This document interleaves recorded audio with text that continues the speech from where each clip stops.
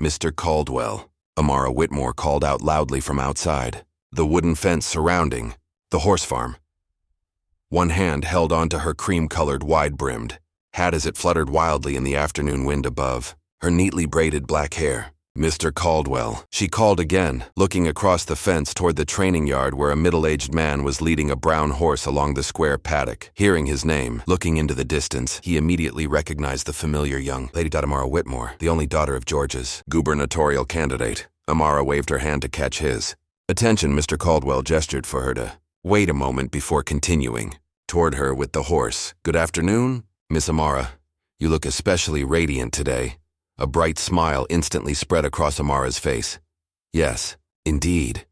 She reached into her handbag and pulled out an invitation card fluttering in the wind before handing it to him. Here. Mr. Caldwell gently released the reins and accepted the card with both hands. Having left his glasses inside the house, he had to squint as he read the words. Only a few seconds later, his face lit up. This is wonderful news. He looked at Amara with genuine warmth. Congratulations to your father. I cannot think of anyone more suitable to be governor than him. He offered the young woman a heartfelt smile. Hearing those words, Amara could not help feeling proud. She gave a graceful bow. Thank you, Mr. Caldwell. Then she glanced toward the rows of stables behind him. Is Zaria here? Would you mind giving her the day off? My family is hosting a dinner party tonight to celebrate the victory. Her eyes continued scanning the large stable grounds. Realizing that her behavior might seem rude, Amara quickly added, You should come as well. Mr. Caldwell chuckled. Thank you for thinking of me. But you know how difficult it is to manage all these horses without Zaria around. He glanced around the farm. I believe Zaria is somewhere in the stables behind. Then I'll go find her. Amara bowed. Politely, Mr. Caldwell returned the gesture before turning back to the horse he had been leading. He had always admired the friendship between the two girls. No matter how great the difference in their social status, they treated each other like sisters. Amara walked around the fence and headed toward the stables. The wind constantly tugged at her dress, forcing her to hold the hem in place. Her dress was a light color today. The last thing she wanted was for it to be stained with mud. Zaria, Amara called out. There was no answer. She frowned slightly. Was Zaria really here? Lifting her skirt a little higher, she stepped forward. Zaria? Amara, what are you doing here? A clear, cheerful voice came from behind her. Startling her, she turned around, sitting. Atop the horse was Zaria Bennett. Her chocolate brown skin glowed beneath the sunlight. Zaria brushed a few strands away from her dark brown eyes and smiled. Amara usually waited for her friend near the fence. It was rare. Amara took a step closer. Immediately, the horse let out a wary neigh. She quickly stepped back in fear. Zaria swiftly guided Luna into a small circle until the mare calmed down. Then she dismounted. Dusting off her shirt and straightening her skirt, Zaria gently stroked the horse's head. Easy, girl. Amara is a friend. Luna snorted and shook her head as if she completely disagreed. Zaria laughed before turning to Amara. Maybe Luna has never seen you this close before. That's probably why she reacted like that. Amara immediately kept a greater distance. It's okay, she smiled. I know Luna dislikes everyone except you. Maybe one day she'll get used to me. Or perhaps we'll just have to accept that ours is a relationship built on fear. Zaria laughed at her friend's remark. Let me put Luna back in her stall. Then I'll come with you. Amara nodded. Zaria took hold of the lead rope and guided Luna into the stable. The stable consisted of 2 rows of stalls facing each other. A few minutes later, after settling Luna comfortably inside, Zaria emerged. Since her skirt did not touch the ground, the damp mud beneath her feet caused little trouble. By then, Amara was standing on a dry patch of ground several feet away from the stable entrance. So, what brings you here at this hour? Zaria asked. Lately, they had rarely found time to see each other. Amara had been busy helping her father throughout his election campaign. Meanwhile, Zaria had been working extra hours to pay for Luna. The mare belonged to her now. Amara immediately linked her arm through Zaria's.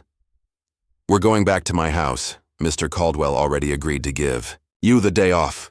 Zaria's eyebrows drew together slightly. Is there something special happening? Or did I forget someone's birthday again? She worked from morning until night, Forgetting little things like that was hardly unusual. Thankfully, Amara always remembered for her. No. Amara shook her head. The election results were announced. Today, her eyes shone with pride. My father won. Zaria's eyes widened instantly. A delighted smile spread across her face. Really? That's amazing, she practically exclaimed. Come on. I want to see Uncle Whitmore right away and congratulate him. Amara looked at Zaria as the two of them walked away from the horse farm. Truthfully, she would rather have Zaria stay at her house overnight than let her return home alone after dark. Let's stop by your house first, Amara said. On my way to the farm earlier, I dropped by and told Aunt Renee that you'd be coming to my place. All right. Zaria nodded. She genuinely wanted to congratulate Amara's father. However, having to wait until the dinner party made her somewhat hesitant. Amara had been her best friend since childhood. The two of them had spent countless nights at each other's homes, but today was different. This was a major event. Many influential people would be attending. At the Whitmore estate, the girls quickly made their way to the elegant carriage Amara had taken to the farm. Once they settled into their seats, the carriage began moving. Zaria wanted to offer her congratulations to the man she had always respected like an uncle, but she also knew that many eyes would be on him today. Although Mr. Whitmore had never cared about her background, Zaria did not want anyone speaking poorly of him because of a poor girl like herself. We should stop by my house first. Zaria glanced down at her clothes. She had not gotten particularly dirty today, but they were still not suitable for appearing at the governor's residence. I've been working in the stables all day. She had never felt ashamed of her circumstances. On the contrary, she was quite content with her life. Though she was not wealthy, she lived happily and had never wished for much more. Amara had always been a kind and thoughtful friend. She had never once made Zaria feel inferior to anyone. Whenever someone made a rude remark, Amara was always the first to redirect the conversation or stand up for her. Of course. Amara opened the small front window of the carriage. Take Oak Ridge Street. We'll stop by Zaria's house first. Yes. Milady? The coachman immediately adjusted the reins. Zaria had always felt completely comfortable around Amara. Though they were not related by blood, their bond was no different from that of family. Both of their parents treated them as daughters. It made them close enough to share everything. Without holding back, Amara, Zaria turned to her friend. I should congratulate you as well, Amara blinked. For what? I saw how hard you've worked throughout the election campaign. A smile appeared on Zaria's lips. You helped Mr. Whitmore a great deal. Amara immediately gave an exaggerated curtsy like a proper young lady. Why, thank you, my lady. That made Zaria laugh. You should get used to receiving compliments, she smiled. It's time you grew up. Zaria had always wished Amara would have more confidence in herself. Her friend was intelligent, kind, responsible, but sometimes far too modest. Hey, Amara lightly smacked Zaria's hand. I'm only like this around people I'm close to. She knew that was true. Around others, Amara was outgoing and confident. Zaria was one of the few people allowed to see the softer side of her. I just think compliments sound too formal, Amara shrugged. Family shouldn't need formalities. Zaria continued looking at her. That's exactly why we should say nice things to the people we care about, she replied. I'd rather give sincere compliments to someone I love than waste them on strangers. At last, Amara met her eyes. That actually makes sense, she laughed. All right then, Miss Bennett. I'll try. A few minutes later, the carriage came to a stop in front of a small house at the edge of a neighborhood in southern Atlanta. The house was old but carefully maintained. The road outside was still wet from someone throwing water onto the street. The carriage nearly became stuck between the narrow walkways. The two girls stepped down and crossed the small yard in front of the house. Zaria knocked on the door. A wooden sign hanging on it read, Bennett. Not long after, the door opened. Renee Bennett appeared with a gentle smile. Her curly black hair, streaked with a few strands of silver, was neatly tied back. Her warm brown eyes shifted from her daughter to Amara. Dear Amara, she exclaimed happily. Thank goodness you stopped by. She lifted a small box in her hand. Prepared some pastries to congratulate your father. Zaria left her mother chatting with Amara and went to change. She did not want to arrive at the Whitmore estate too late. If everything stretched into the evening, returning home would become even more inconvenient. She owned only a few decent dresses. Most of her wardrobe consisted of shirts and skirts meant for work. In the end, she chose a simple pale pink dress with lightly puffed sleeves. After changing, she stepped into the living room. The house contained only a small bedroom and a kitchen connected to the sitting area. Amara was holding the box of pastries. Seeing the slightly embarrassed look on her face, Zaria guessed her mother had just showered Amara with another round of compliments. The moment she saw Zaria, Amara stood up. "Thank you, Aunt Renee. I'll pass your congratulations on to my father." She smiled warmly. "We should get going now."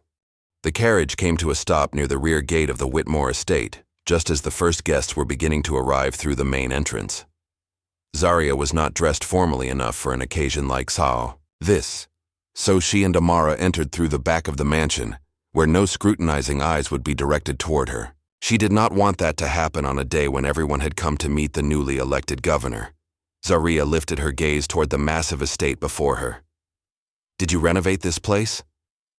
The last time she had visited, the mansion had looked far simpler. The old gray exterior had been replaced with an elegant cream-white finish. The decorative moldings around the windows and exterior ornaments were painted in gold accents.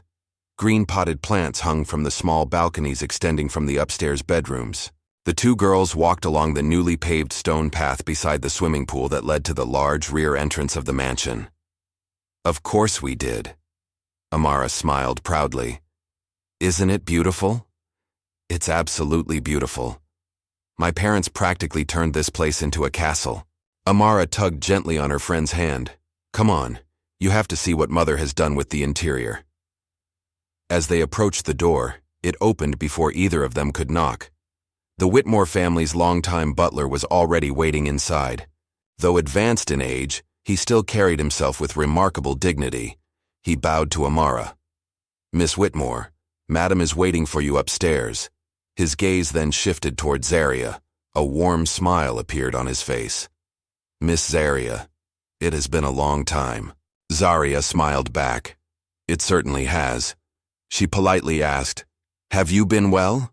The butler inclined his head slightly. "I have been very well. Thank you for your concern."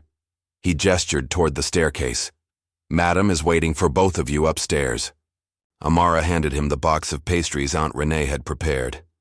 "Aunt Renee sends her congratulations to my father." She smiled. "Please deliver these to him first." The butler nodded before heading toward the kitchen. Zaria watched him leave with a smile. Then the two girls quickly hurried upstairs. From their position, the grand hall unfolded clearly before them. The upper floor had been designed like a large balcony overlooking the ballroom below. Hundreds of candles illuminated the space. The polished floor reflected the glow from the enormous chandelier hanging overhead. At the very center of the mansion stood a vast ballroom. Rows of sturdy stone columns connected the ground floor to the upper level, giving the entire space an air of luxury and grandeur.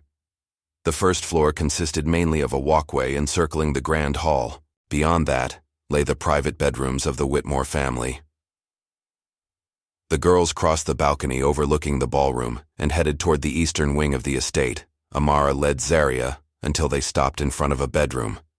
The moment the door opened, a beautiful woman rushed forward. "My dear Zaria." Mary Whitmore wrapped the young woman in a warm embrace. "I've missed you so much." She tightened her arms around her. "You must stay here for at least a week." As she spoke, she released Zaria and gently pinched her cheek. Zaria could only grimace in surrender. "Mary Whitmore was always this affectionate and enthusiastic. I'll only stay tonight, Aunt Mary." Zaria laughed helplessly. "I have to return tomorrow. Several workers at the farm are currently away, so I can't be gone for too long." "That's hardly a problem," Mary replied immediately.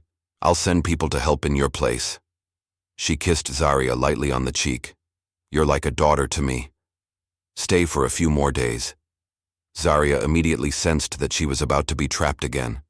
Mary Whitmore had a remarkable talent for using kindness and affection to persuade people into agreeing with her. Zaria had fallen into that sweet trap many times before. "I'd love to stay longer," she smiled. But Luna needs someone to take care of her. And you know exactly what she's like. Every time I'm not there, she causes trouble. Mary had met the mare Zaria had purchased with her savings. Luna had once been a wild horse before being tamed. She trusted only one person, Zaria. It was the perfect excuse. In truth, Luna would not even allow anyone else to feed or groom her. Mary sighed regretfully. I hope one day she'll become friendlier. She smiled softly. I miss the days when you two used to run around this house as children. Mother, Amara immediately protested. We're grown up now. That made Mary laugh. In the eyes of parents, their children never truly grow up. Amara rolled her eyes. She had heard that sentence at least 1,000 times. Meanwhile, she turned toward the wardrobe and began selecting dresses. Seeing this, Mary finally allowed the girls to get ready. Choose the prettiest ones, she said before leaving. Tomorrow, I want a few young men coming to ask for both of your hands in marriage. And don't take too long. She gently stroked Zaria's cheek before stepping outside. The door closed behind her. Finding a suitable husband had become the greatest pressure in Amara's life. She had reached marriageable age. Now that her father had become governor, the fact that his daughter had not received any marriage proposals would inevitably become a topic of gossip. Zaria did not face that same pressure. However, she had also reached the age considered suitable for marriage. That was why Mary constantly tried to encourage both girls. Everyone around her wanted her to settle down and start a family. Meanwhile, Zaria spent most of her time trying to avoid the subject entirely. There had once been a wealthy young man at the horse farm who regularly came for riding lessons with his younger sister. He had taken an interest in Zaria, but in her eyes, he was far too spoiled. How about this one? Amara's voice pulled her back to reality. She was holding up a pale pink silk dress. It's a shame I don't have a red one. Amara sighed. If I did, I would definitely make you wear it. Your curly hair would look amazing with that color. Zaria stepped closer. The dress was simple, yet elegant. She liked it immediately. It's beautiful. She nodded. Truthfully, even if there had been a red dress available, she would not have chosen it. Red was far too eye-catching. And that was the last thing she wanted tonight. You'll look gorgeous in this. Amara smiled. Let me help you tighten the corset. Immediately, Zaria took a step backward. No, she said firmly. The last time you helped me tighten a corset, I nearly stopped breathing. But I can help. Amara looked at her with pleading brown eyes. However, Zaria remained completely unmoved. She picked up the dress and changed behind the wooden privacy screen. Only a few minutes later, she emerged. At that moment, Amara was standing beside the bed, struggling to tighten her own corset. Let me help. Zaria walked over. Hold your breath. She pulled the laces tighter from behind. Amara gripped the edge of the bed. A thought suddenly surfaced in her mind. Perhaps she should warn Zaria about the people who would be attending tonight's dinner party. Zaria, Amara began, then hesitated. She had always protected her friend during events like this. But tonight was different. She would be busy greeting guests throughout the evening. Zaria disliked socializing.